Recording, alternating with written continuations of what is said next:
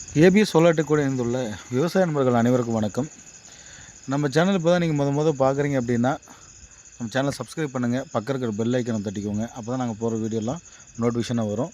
நம்ம வெறும் சோலார் மட்டும் பண்ணிக்கிட்டு நான் வந்து ப்ராஜெக்ட் பண்ணுறேன் அப்படின்ற மாதிரிலாம் நம்ம வீடியோ பண்ணிட்டு போடலை. இந்த வீடியோ பார்க்குறவங்க அப்படியே கண்டினியூவும் பண்ணுங்கள்.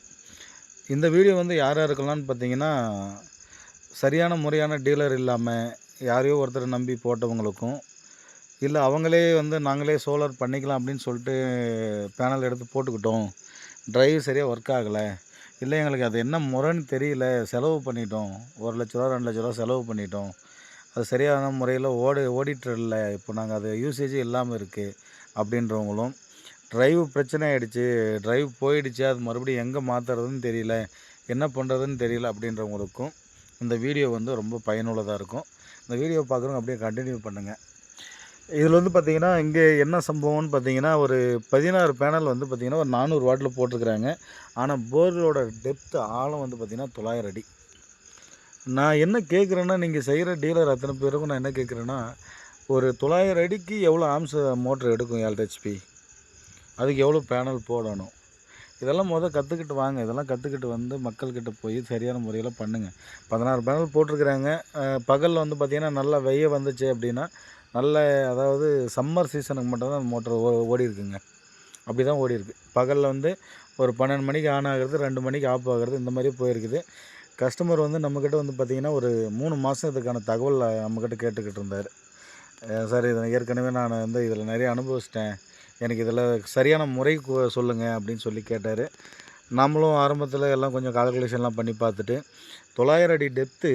இதில் முக்கியமான விஷயம் என்னென்னா, போரில் வந்து ஈல்டு வந்து பார்த்திங்கன்னா 800 to 900 அடி, 100 அடி மட்டும்தாங்க. எப்பேற்பட்ட மழைக்காலமாக இருந்தாலுமே இந்த போர் அந்த குறிப்பிட்ட இந்த போரில் வந்து பார்த்திங்கன்னா 1 இன்ச் பைப்பு 900 அடி டெப்த்து, 800 to 900 அடியில் மட்டும் அடியில் மட்டும் ஏதோ ஓட ஒன்று போயிட்டுருக்கு. அதில் தான் இந்த போர் சிக்கியிருக்கு. ஆனால் 24 ஹவர்ஸ் மோட்ரு ஓடுதுங்க. ஈபியில் கொடுத்து பார்த்தா 24 ஹவர்ஸ் மோட்ரு ஓடிட்டுருக்கு.